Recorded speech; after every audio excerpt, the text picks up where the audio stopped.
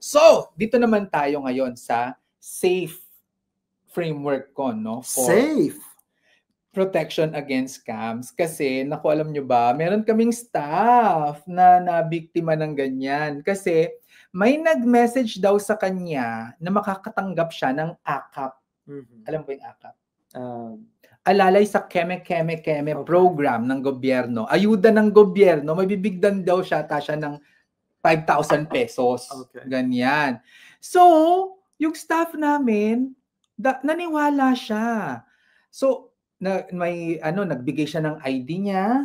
Tapos, kasi claim nga daw di ba? Ng identity, proof of identity. Yeah. Tapos, may dumating na OTP sa kanya, binigay din niya yung OTP. Naku, wag i-share ang OTP. So, ngayon, ang nangyari, nakuha yung OTP lahat-lahat nung pala nire-reset na yung kanyang Facebook account. So, na-take over yung Facebook niya. Naku, minessage ang mga staff namin. Naku, may mga staff namin naman ay so itong take over na yung account ng staff namin.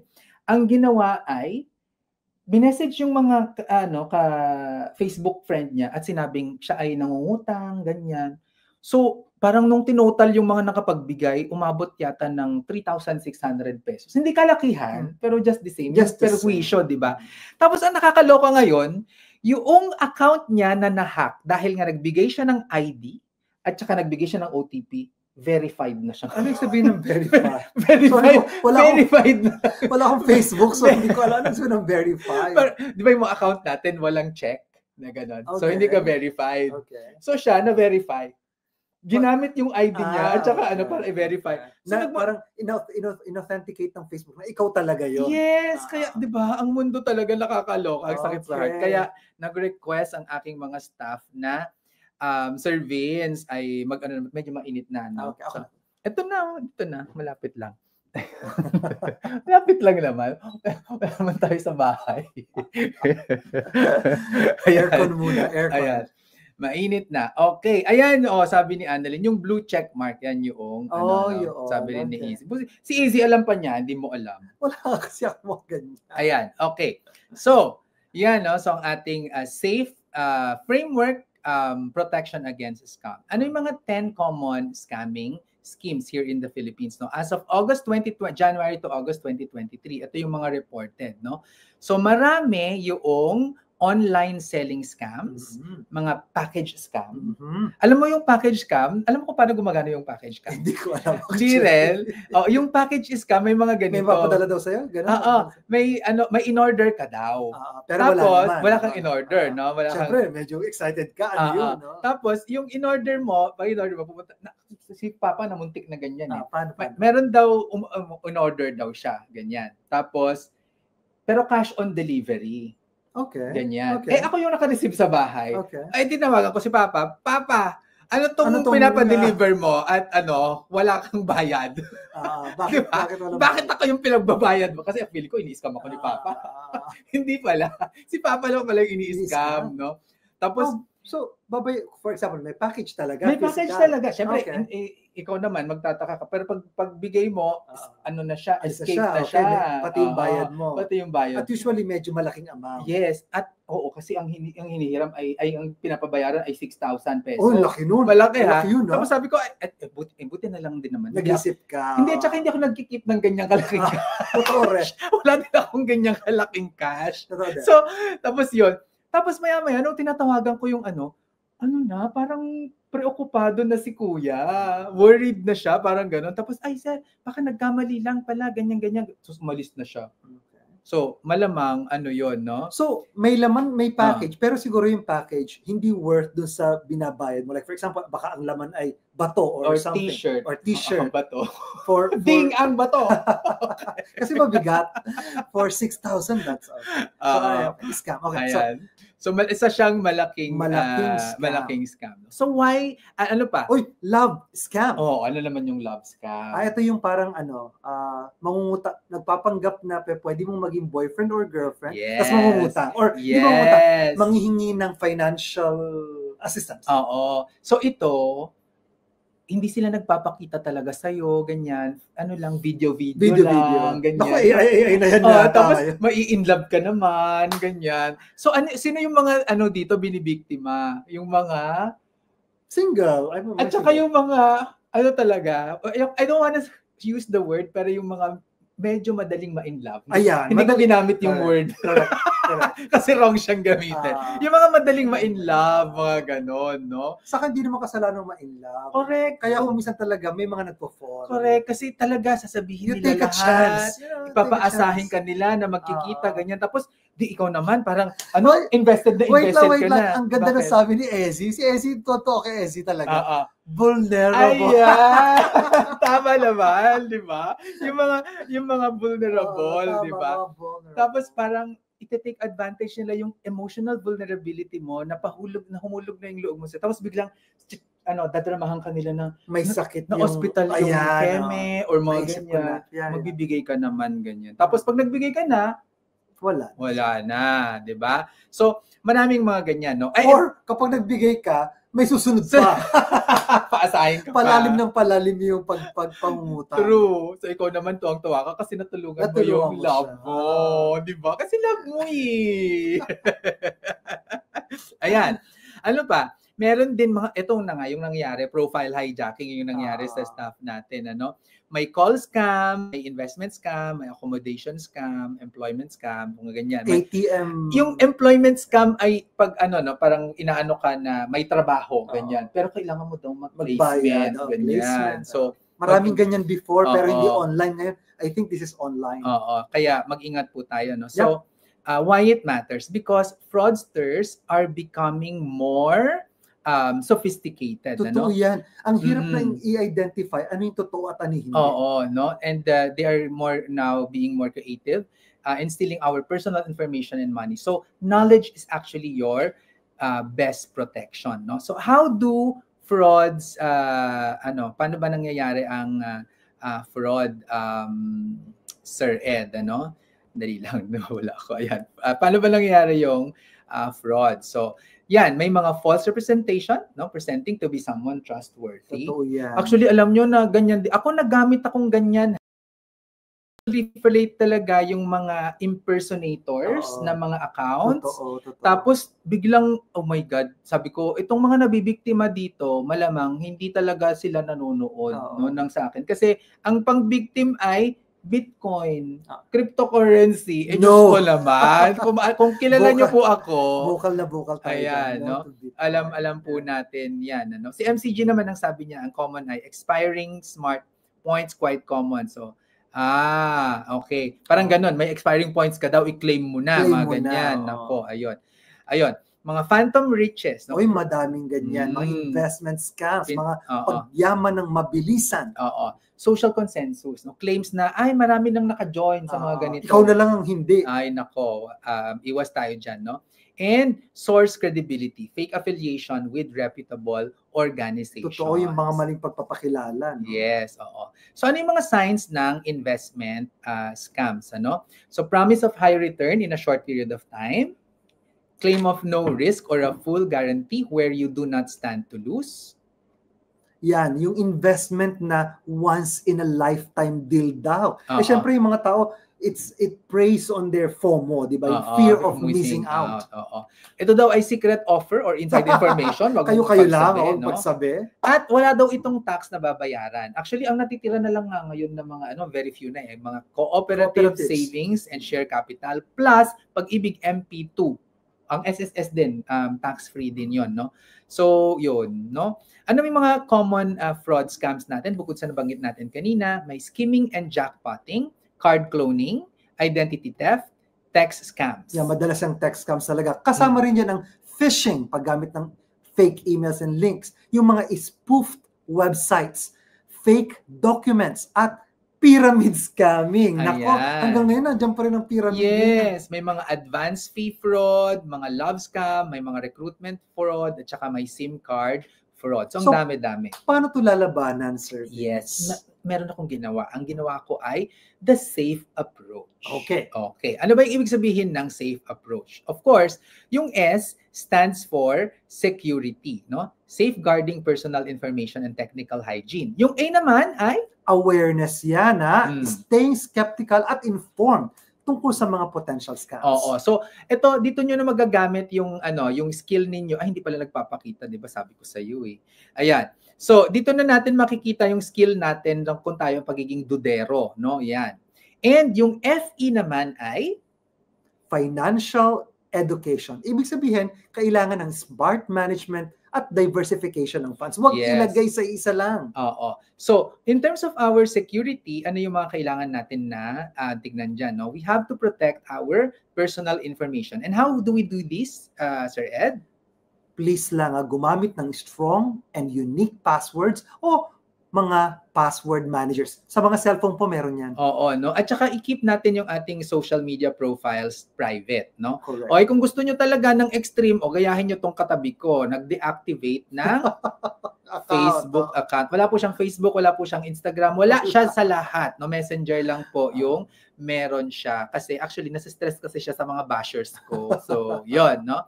And then, enable multi-factor authentication. Ito po yung dalawa o higit pa bago kailangan makapag-login. Oo. So, ito yung dapat mga hindi natin sinishare, ha? Ayan, pag may nagtanong na sa'yo at nanghingi na i-share mo daw sa kanya yung OTP mo, sure na yan. Oo, yung one-time password, sure na yan. Huwag mong ibigay, scam na yan. No? Ano pa, Sir Ed? Ang ating pong PIN o ang personal identification number, kunyari sa ating ATM card, never nyo yan dapat sinishare. Oo, yung mga bank account numbers natin and credit card numbers natin, ingatan po natin yan.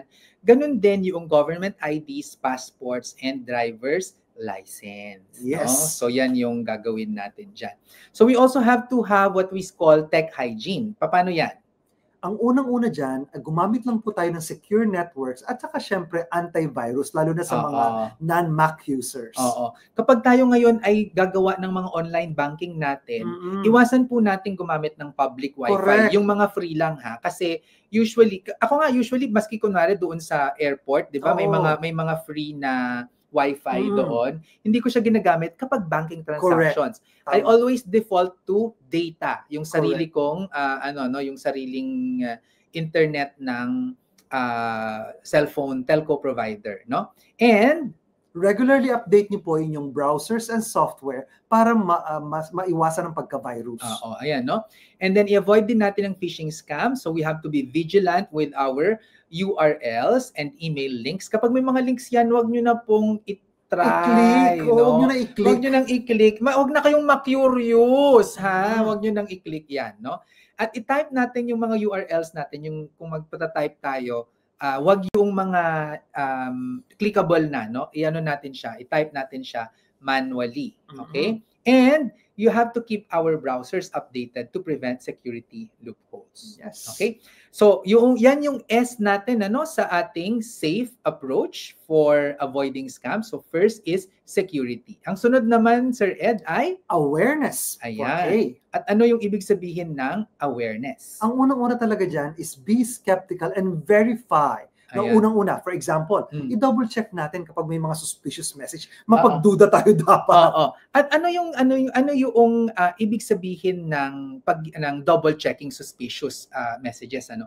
Pag meron kang nakuhang parang nun ACAP, 'di ba? Nagsabi sa iyo na meron kang makukuha. Huwag kang magre-rely ng information dun sa nagte-text lang. Tanungin mo na, ka ba? May natanggap ka ba tungkol sa ACAP? Ganyan. Meron ba kayo ba merong ganyan? Mag-verify mo sa mga paligid mo. Tapos kung naman, sabi nila ay taga-BPI po kami, ganyan, or taga-bangko po kami, ganyan. Ang gagawin mo, okay, salamat. Tapos, salamat sa information, sabihin mo, and then ang gagawin mo ay ikaw ang tatawag sa bangko. Sa bangko, correct. Okay? Wag yung sila yung tatawag sa... At landline po ang tawagan ninyo, ha? Oo, landline ang tawagan nyo kasi yung pero kasi maski yung landline ngayon pwede na magawan ng paraan pa rin. Pero dapat yun, may kilala ka dun sa bangko, no? Ikaw ang tatawag. O kung naman, ay kung wala kang kilala, pumunta ka dun sa bangko. Okay? Ayan. And then, be wary of social engineering tactics. tactics. Oo, ito yun nga, they prey on your vulnerabilities. Yung sinasabi na ganyan. ikaw na lang ang hindi nakakaalam nito. Oo. No, at meron pa yung mga nagpapanggap na nanganganib yung kamag-anak mo. Ganyan. Naku, yung, di ba dati parang dugudugugang something? Oo, ganyan, no? And then, question anything that seems off. Sinabihan ka ng maganda ka. Alam mo namang hindi ka kagandahan. Pagdudahan mo yun. Di ba? Okay. Di ba? Di ba? Nasabihan lang tayo, bigyan kitang pera, ay, give mo na agad. Diyos ko, day. Huwag tayong ganon, ha? Ayan.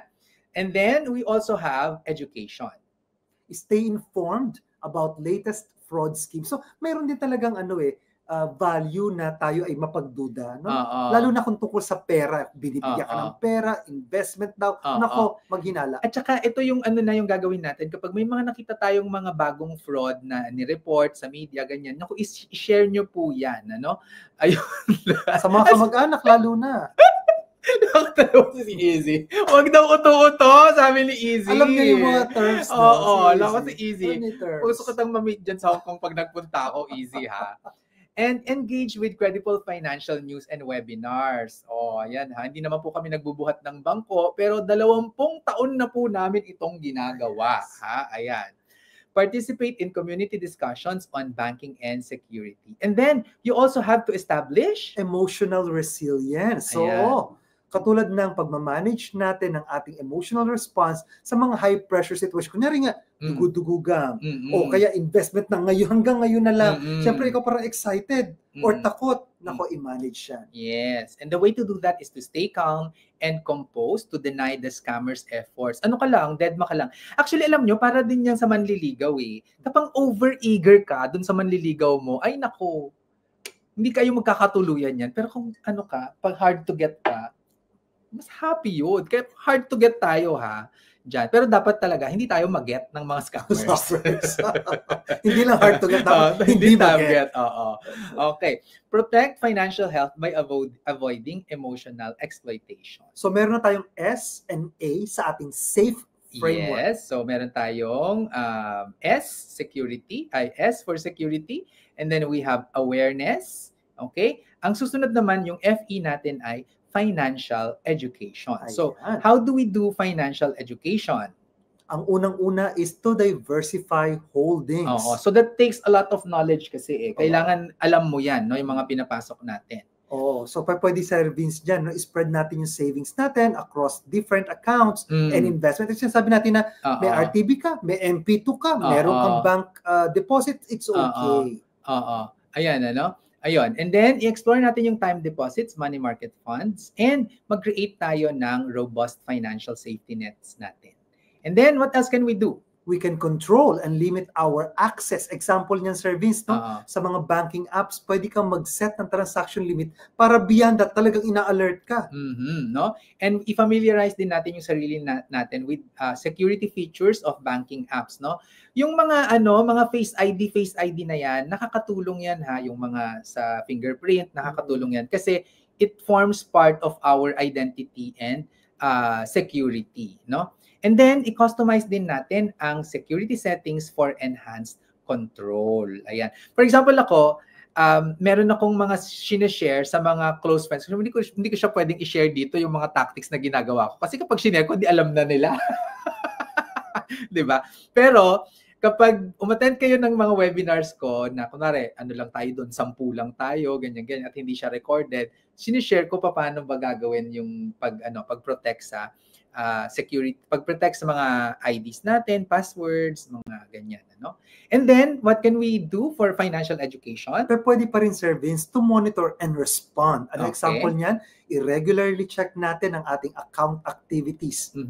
Tapos, i-enable din natin yung transaction notifications for real-time alerts, no? Ay, nakaganyan ako, Sir Vince, sa aking mga accounts, lalo na sa credit cards. Yes, lalo sa credit cards at saka sa bank accounts, no? Yung mga transactions sa banks na nagsisend sila, no?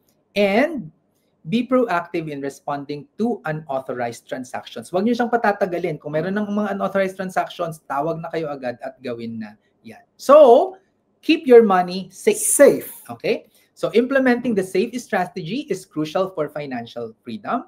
It fosters a culture of security and wise money handling. Okay, so ano naman yung gagawin kapag tayo ay na-scam, Sir Nako, Ed? malungkot talaga yan, di ba? Mhm. Pero kapag na-scam tayo, Mhm. the best way to do is to report it to BSP for Bank and Finance Scams. Okay, sa Securities and Exchange Commission for Investments and Lending. At sa Insurance Commission kung ang fraud ay about insurance. Kapag naman ito ay cybercrime, sa National Bureau of Investigation at saka sa Philippine National Police. At pwedeng i-text naman sa NTC kapag text scam, blocking ang kailangan natin. Ayan. So, yan po ang ating episode ngayong August 14, 2025. Kami po ang inyong mga financial guro nagsasabing Ang pagyaman na pag-aaralan at at napagtutulungan.